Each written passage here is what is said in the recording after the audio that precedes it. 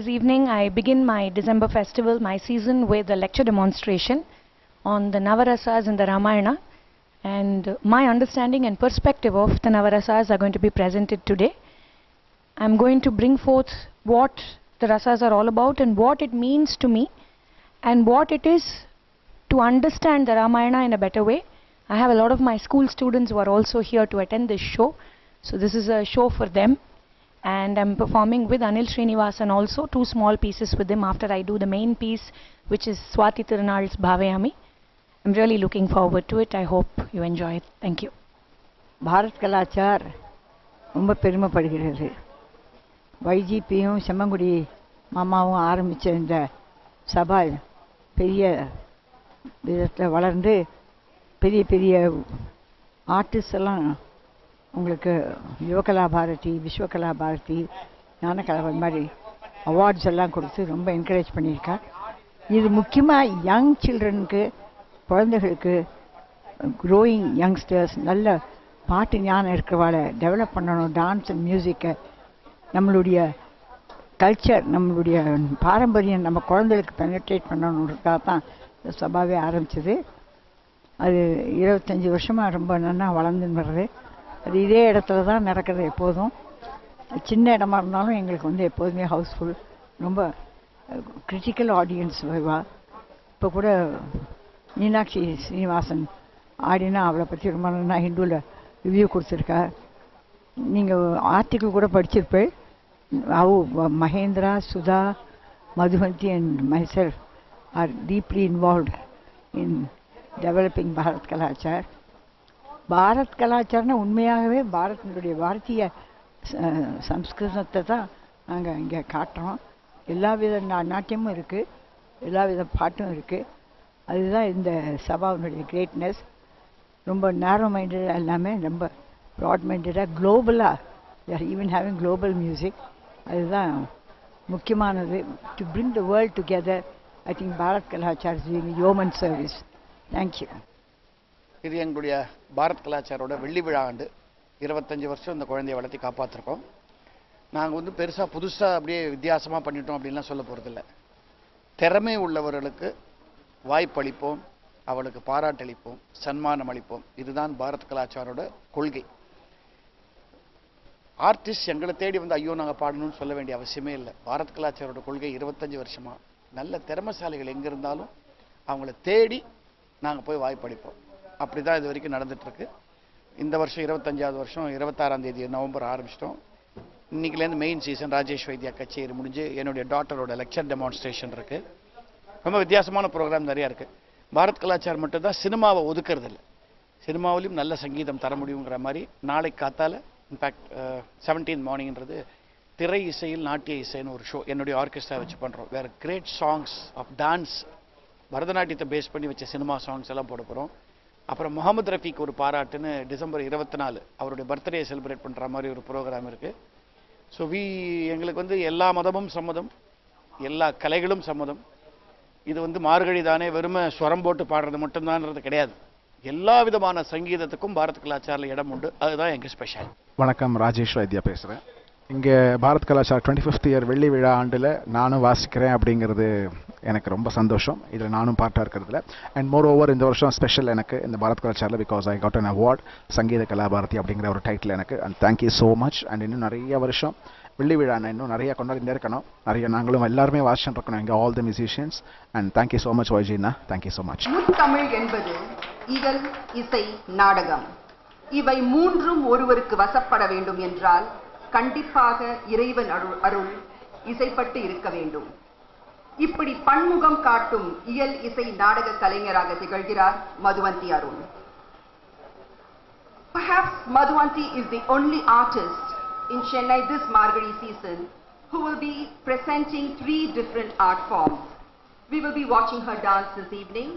She will be singing on the 24th with Sri Anil Bajpai, paying a tribute to the legendary Mohammad Rafi Saab. And as you all know, she plays a very powerful cameo role in her father's play Nadagam. This evening's program is a presentation of the unusual episodes from the epic Ramayana, portraying varied emotions and different perspectives of the same. The music that Madhuvanti will be using is Maharaja Swati Tirunal's immortal Bhavayami Raghuramam. I now hand you over to Madhuvanti Arun, who will take you on a journey through the Ramayana, whose saga has so many twists and turns that it's almost like an aerobic exercise, but of yogic proportions. On to Madhuvanti Arun. Sadgurubhyo Namaha. Respected Dr. Mrs. YGP, Srimati Sudha and Sri YG Mahendra, my Guru, Dr. Padma Subramaniam, and the eminent guests who are sitting here, Dr. Vaijayanti Malabali, Srimati Rajshri, Sri Sabaratnam, Kumari Sachuma, and Srimati Allarishwari, and Malavika ji, and all you wonderful Rasikas who have always supported me in all my endeavors and who are here to see me don a very different role this evening at Bharat Kalachar. Thank you to Mrs. Saraswati for introducing me to this audience in a very special way. This evening hallmarks the beginning of a very special journey for me. I have always watched my Guru speak about the different characters in the Ramayana and spontaneously act them out. The Navarasas, as in the 9 basic emotions that we portray through dance as per Bharata's Natya Shastra, seem to be playing a major role in this marvelous epic of the Ramayana. The cause for this effect is the bhava or the emotion, and rasa is what it evokes. And Bharata denoted in his Natya Shastra 8 such rasas: Shringara, Hasya, Krodha, Karunya, Veera, Adbhuta, Bhayanaka and Bibhatsa. But Abhinava Gupta, who later wrote the commentary to the Natya Shastra, fought very hard but achieved in including Shantam, or peace, inner peace of tranquility, as the 9th rasa, because he felt that that is also a very important, very dominant emotion in the human mind and state of being. So I'm going to try and take episodes from the Ramayana, my understanding of what could have been the prevalent emotion at that point in time for that particular character.